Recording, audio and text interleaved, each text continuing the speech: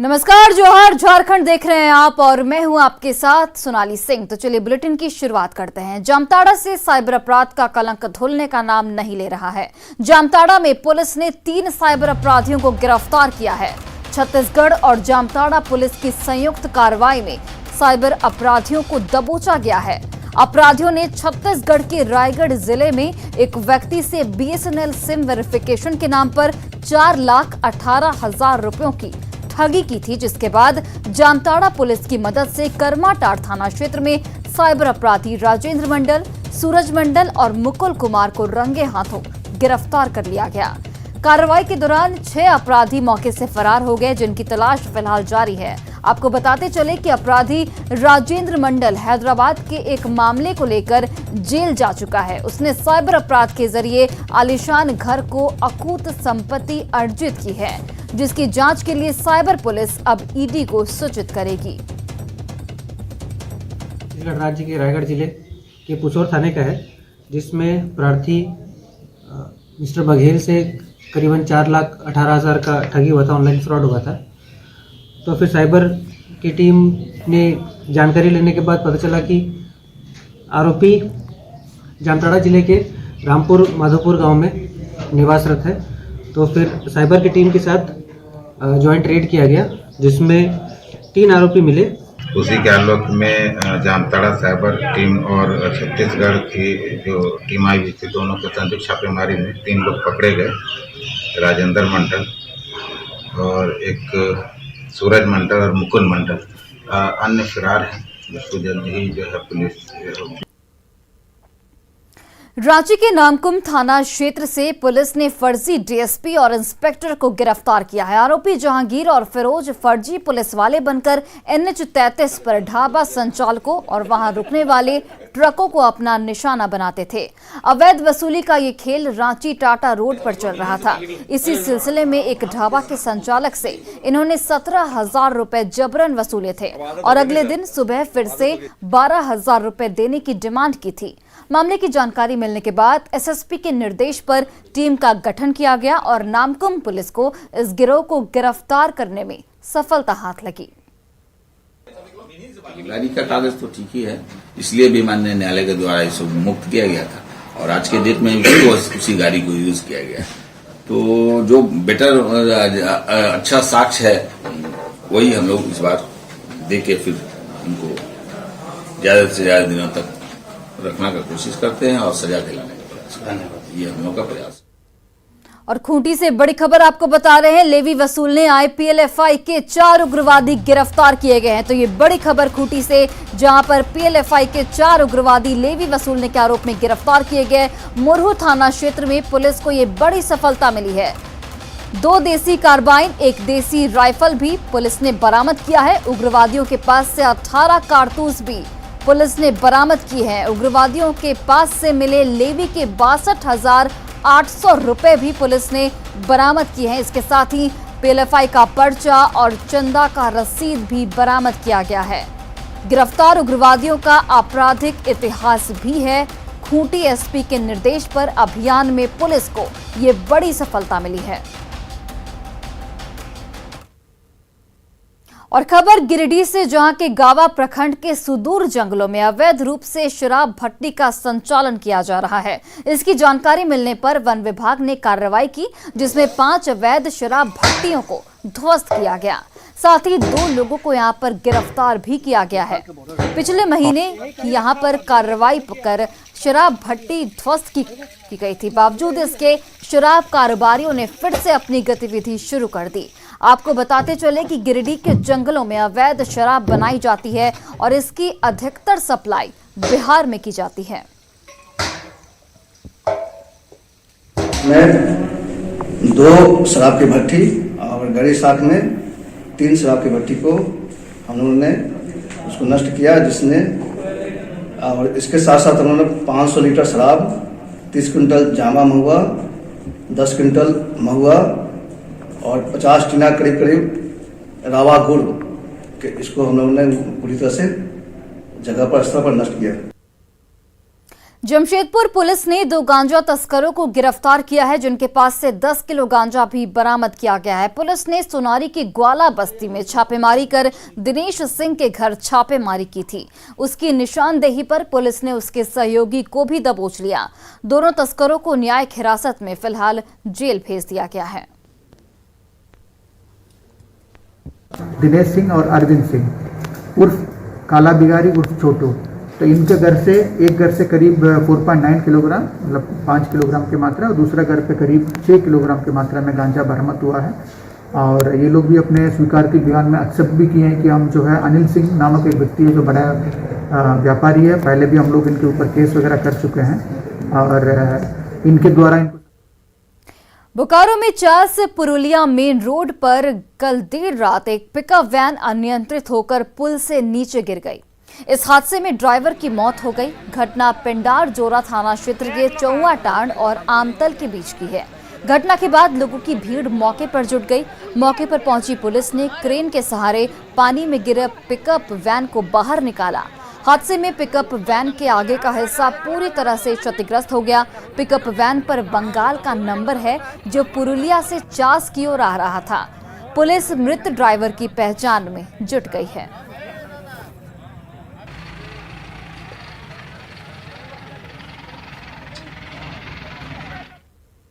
गोड्डा के मोहनपुर बंधन बैंक लूट कांड मामले में महागामा पुलिस ने पूछताछ के लिए एक आरोपी जियाउद्दीन को हिरासत में लिया था। गिरफ्तार के बाद उसकी गर्भवती पत्नी की तबीयत बिगड़ती जा रही थी और इलाज के दौरान पत्नी और बच्चे दोनों की मौत हो गई।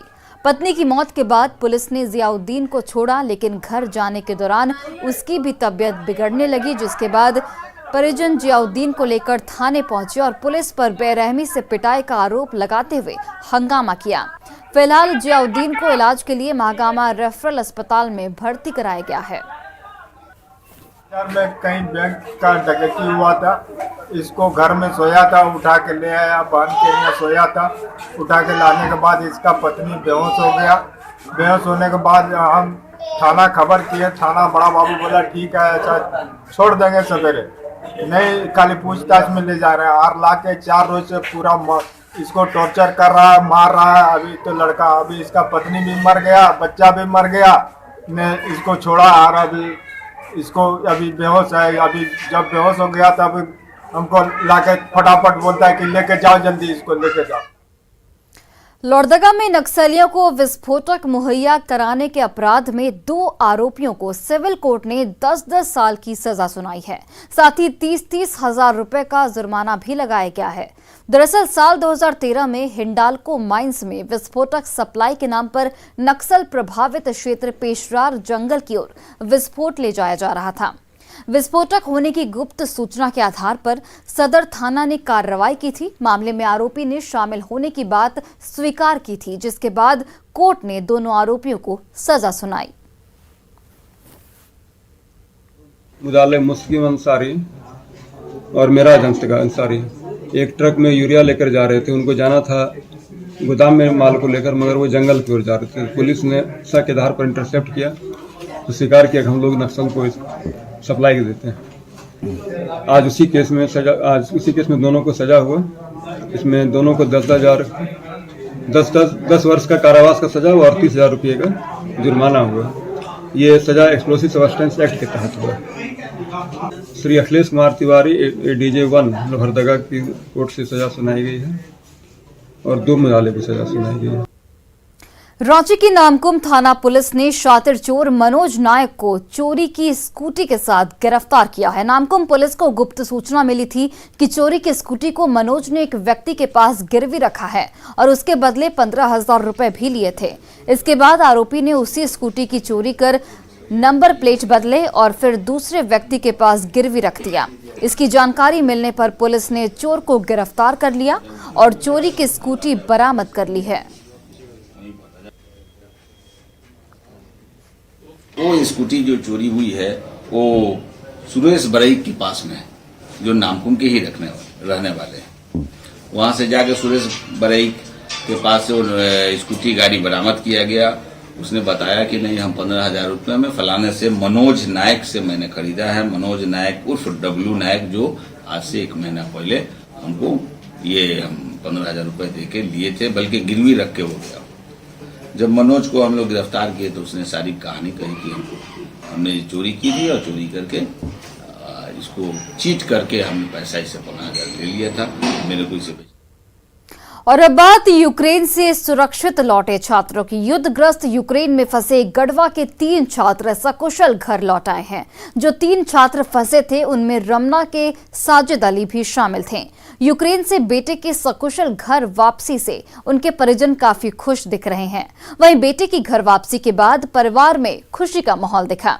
रमना में परसवार गांव निवासी साजिद अली के घर न्यूज 18 की टीम पहुंची तो साजिद ने यूक्रेन में अपनी आपबीती सुनाई, साथ ही तिरंगे की ताकत का भी एहसास कराया। साजिद अली और उनके माता पिता से बात की गढ़वा से हमारे संवाददाता चंदन कुमार कश्यप ने। गढ़वा जिले से 3 ऐसे ही छात्र यूक्रेन में फंसे हुए थे, जिसमें साजिद और अशरफ का नाम शामिल है। साजिद अशरफ आज गढ़वा पहुंचे हैं। हमारे साथ साजिद अली इस समय मौजूद है। जी, हम सब अपने घर वापस लौट गए बस। हाँ, और खुश हैं। खुश है। हाँ, आप जिस समय यहाँ रिपोर्टिंग करने आते हैं आपके माता पिता बहुत रो रहते हैं। जी, वैसे किसी का भी गार्जियन रोएगा जब वहाँ पे है तो। और हम लोग वहाँ पे हर एक चीज़ बताते नहीं थे, घर पे शेयर नहीं करते थे कि घर वाले और घबरा जाएंगे, तो इस वजह से हम लोग कुछ कम बताते थे कि हम लोग ठीक है करके। लेकिन क्या गुजर रहा था हम सबको पता है। वहाँ से मतलब जफरोजिया से हम लोग ईवानो गए ट्रेन से, फिर वहाँ थोड़ा देर रुके जैसा आप बता रहे थे अभी कि कुछ वहाँ पे फैसिलिटी था खाने पीने का, गवर्नमेंट ही सब किया था, तो वहाँ पे खाने पीने का फैसिलिटी था कुछ मतलब अपने हिसाब से कुछ भी था। हाँ, यूक्रेन में था, तो वहाँ पे हम लोग थोड़ा बहुत खाएं जो भी था, कुछ बैग में रखें और फिर हम लोग निकल लिए बैग उठा के अपना हम लोग चल दिए चौक जो बॉर्डर है हंगरी का, तो वहाँ पे हम लोग गए। फिर उसके बाद वहाँ पे ट्रेन पकड़े, फिर हम लोग हंगरी आ गए।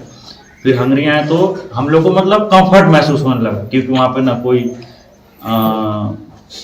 वहाँ पे कोई सायरन था, ना कोई बम का आवाज आता था। अच्छा बताइए, यूक्रेन से जब निकले उसमें आप ऐसा चर्चा है कि झंडा लेकर सब निकल रहे थे, उसमें आप भी थे क्या झंडा? जी, तिरंगा लगा जी, झंडा। क्या फायदा होता है उससे? झंडा लिए हुए ये था कि एमबीसी से मतलब एक बताया गया था कि आप लोग झंडा लेके चले, ताकि कोई अगर आप पे अटैक कर रहा है तो वो देखे कि हाँ जो लोग इंडियन है, इंडियन समझ के तो आप पे वार ना करे। इस वजह से ये सोच के हम लोग लगाए थे और हम लोग को सूचना मिला था। तो आपको हकीकत लगा उसमें? हाँ, बिल्कुल हकीकत लगा। जब अपने साथ कुछ नहीं हुआ तो हकीकत लगा। मेरे बहुत सारे दोस्त भी हैं, ऐसे ही सब लोग करके हैं। बताइए, अब तो लड़का आपके वहाँ गया, आप तो रो रहे थे, क्या लगा आपको? आज बहुत खुश हूँ सर। आज खुशी का? बहुत खुश हूँ आज खुशी का। क्या कहेंगे सरकार को? क्या कहेंगे? सरकार को धन्यवाद देंगे इसके लिए। हाँ, चाची बताइए। हम बहुत खुश हैं, हमारा बच्चा आ गया, हम बहुत खुश हैं। हम उस दिन तो रो रहे थे, बच्चा नहीं था, परेशान थे, लेकिन मेरा बच्चा आ गया, खुश हैं हम। आज खुशी का आंसू? जी, बहुत, ये खुशी का आंसू है। ये है खुशी का आंसू जो अपने लाल को देखकर खुश हो रहे हैं। चंदन कश्यप, न्यूज 18, रमना, गढ़वा। और देखिए, कोरोना के खिलाफ जारी जंग के बीच अब झारखंड अनलॉक होने लगा है। ऐसे में पार्क में फिर से लोगों की चहल पहल देखने को मिल रही है। पार्क के खुलने से सबसे ज्यादा खुशी बुजुर्गों के चेहरे पर देखने को मिली। रांची के पार्क में जुटे बुजुर्गों से बात की हमारी सहयोगी कोमल बहल ने। कोरोना के खिलाफ जंग के बीच झारखंड जो है अब अनलॉक की प्रक्रिया की ओर बढ़ रहा है। ऐसे में लंबे अंतराल के बाद जो है पार्क हो या जिम हो, ये सब खुलने लगे हैं। ऐसे में यहाँ पे कुछ बुजुर्ग हमारे साथ जुड़ चुके हैं, हम उनसे बात करते हैं। सर, लंबे अंतराल के बाद आप लोग फिर से जो है पार्क खुल गया है, पार्क में आने लगे हैं, कैसा लग रहा है? पार्क में आने से हम लोग को बहुत ही अच्छा लगा। हाँ। और थोड़ा सा कुछ हम लोग कसरत भी कर लेते हैं, जिससे हम लोग को लगता है कि कुछ शरीर के अंदर में कुछ एनर्जी बढ़ रहा है। कई लोग मॉर्निंग वॉक करते हुए नजर आ रहे हैं, कोई एक्सरसाइज करते हुए नजर आ रहा है, क्या कहेंगे? पार्क खुल जाने के बाद में हम लोग बहुत अच्छा ही महसूस कर रहे हैं और यहाँ आने पर जो है सो एक्सरसाइज भी कुछ कर लेते हैं। जो हमारे शरीर के लिए अच्छा लगता है। तो कितने दिनों बाद आप लोग आ रहे हैं? हम लोग तो जब से बंद हुआ था तो उसके बाद बंद हो गया था। ऐसे रोड में हम लोग घूमते फिरते रहते थे, लेकिन जब से खुला है पार्क तो फिर हम लोग रेगुलर रूटीन वे में फिर चालू तो हो देखा जाता है जैसे हम लोग जो जवान बच्चे होते हैं वो तो चलिए अपने दोस्तों से मिल लेते हैं, मोबाइल फोन के जरिए बात कर लेते हैं, वीडियो कॉल के जरिए, लेकिन बुजुर्गों के लिए कहा जाता है कि सुबह मॉर्निंग वॉक पर वो आते हैं, अपने दोस्तों से मिलते हैं। ये एक जगह होता है, एक ठिकाना होता है जहाँ पे वो बातचीत करते हैं, लोगों से, अपने दोस्तों से मिलते हैं। ऐसे में फिर उस दौरान क्या करते थे आप लोग, कैसे एक दूसरे से मिलते थे, बात करते थे? रोड पर ही चलते थे, रोड में चलते थे कुछ दूर तक। हाँ, फिर वापस हो लेकिन जाते इस तरह से तो नहीं मिलते होंगे। यहाँ जो है ना, यहाँ जो सुविधा है, हम लोग के लायक जो सुविधा है वो बाहर में नहीं है, दूसरे जगह नहीं है। आप क्या कहेंगे सर? बहुत अच्छा लग रहा है। हाँ। ये यही कहेंगे। कितने दिनों बाद आ रहे हैं? पहला दिन आ रहे हैं। पहला दिन है। जी जी। कितने महीने से बंद था ये? मतलब 1.5 महीना तो हो ही गया। 1.5-2 महीने से बंद था। बंद था, मतलब जी। तीसरी लहर ने जब दस्तक दी थी तो लग रहा था कि एक बार फिर से जो है कोरोना के केसेस बढ़ने लग गए, लेकिन हालांकि वैक्सीनेशन कहीं ना कहीं एक कारगर रहा है ताकि ज्यादा लोग जो उसके शिकार नहीं हुए तीसरी लहर के। सही बात है। ये जो लहर जो चला था उससे शांत होने के बाद ये पार्क खुला है और हम लोग अपना इसका फायदा उठा रहे हैं। जी। तो लंबे अंतराल के बाद जो है पार्क खुल गए हैं। बुजुर्गों में सबसे ज्यादा इसे लेकर के खुशी है, क्योंकि युवा वर्ग जो होता है वो तो रेस्टोरेंट वगैरह में या कहीं ना कहीं किसी के दोस्त के घर में मिलके पार्टी वगैरह कर लेते हैं, मिल लेते हैं। लेकिन जैसा कि उन्होंने कहा कि ये जो पार्क जो होता है, सबसे ज्यादा सुविधा जो है दोस्तों से मिलने की उन्हें यहीं पे मिलती है, पार्क वगैरह में ही। कैमरा पर्सन संजीव तिवारी के साथ कोमल बहल, न्यूज 18 रांची। रामगढ़ जिला हाथियों के उत्पात के लिए जाना जाता है, लेकिन इन दिनों किसान और ग्रामीण जंगली बंदरों के आतंक से बेहद परेशान हैं। पतरातू प्रखंड में भदानी नगर के गांव में जंगली बंदरों का झुंड किसानों के खेतों में लगी सब्जियों को बर्बाद कर रहा है। पिछले 2 महीने में 80 से अधिक की संख्या में बंदर चिकोर सहित कई गांव में लगातार उत्पात मचा रहे हैं। ओलावृष्टि, कोहरा और बेमौसम बारिश ने पहले ही खेती को नुकसान पहुंचाया था और अब बंदरों ने जीना मुश्किल कर दिया है। किसानों ने वन विभाग से बंदरों को भगाने की गुहार लगाई है, लेकिन वन विभाग ने अपने हाथ खड़े कर दिए हैं। अधिक जानकारी दे रहे हैं रामगढ़ से हमारे सहयोगी जावेद खान। रामगढ़ जिला हाथियों के आतंक के कारण जाना जाता है। रामगढ़ जिला में हाथी अक्सर उत्पात मचाते हैं, लेकिन अभी मैं पतरातू प्रखंड के भदानी नगर के चिकोर में हूँ। आप हमारे पीछे देख सकते हैं 80 से ज़्यादा की संख्या में बंदर यहाँ किसानों को बीते 1 माह से परेशान कर रखा है। ग्रामीणों का कहना है कि उन्होंने जो खेती बाड़ी लगाई है बंदरों के कारण पूरी तरीके से नष्ट हो रहा है। किसानों को आप देख सकते हैं यहाँ लोग बंदर से काफ़ी परेशान हैं। एक किसान से बात करें, बताइए किस तरह से परेशानी हो रही है बंदरों के कारण? हम लोग लगभग 2 माह से बंदरों से बहुत परेशान हैं। इससे पहले बारिश जब तब हो जाती है, ओलावृष्टि हो जाती है। अभी बंदर जो है यहाँ का जितना हरा फसल है, मटर है, सीमी है, बोदी है, और चना है, अरहर है, सारा का सारा, आलू तक को, टमाटर तक को नहीं छोड़ रहा है। मतलब यहाँ किसान जो है कर्ज लेके खेती किसी तरह कर रहे हैं और यहाँ पे है सो लगभग 2-3 माह से किसान है सो लगता है कि खेती करना छोड़ देंगे और हम लोग काफ़ी तबाह हैं। लगभग 80 से 100 बंदर यहाँ पे 2 महीना से। वन विभाग को सूचना दी है कि नहीं? जी बिल्कुल, हम लोगों ने वन विभाग को भी सूचना दिया है। हम लोग सोशल मीडिया में भी तो आप समझ सकते हैं वन विभाग को भी इसकी सूचना दी गई है, लेकिन वन विभाग ने भी हाथ खड़े कर लिए हैं, वे बंदरों को भगा पाने में असफल है। एक और किसान से बात कराते हैं, बताइए किस तरह से परेशानी हो रही है बंदरों के कारण? बंदरों के कारण बहुत परेशानी हो रही है और यहाँ जो है कि 2-3 महीना से हम लोग परेशानी है, बंदर दौड़ा के। और जो हम लोग कर्जा लिए हैं उसका क्या होगा? क्या वन विभाग थी? तो आप समझ सकते हैं कर्ज लेके किसानों ने खेती की, सब्जी की, लेकिन आप देख सकते हैं सब्जी पूरी तरीके से बर्बाद हो चुका है। आप हमारे पीछे देख सकते हैं पेड़ों पर कई संख्या में, यहाँ पर 80 से अधिक संख्या में बताए जा रहे हैं बंदर यहाँ पर हैं। बंदर सुबह से देर शाम तक यहाँ उत्पात मचाते रहते हैं।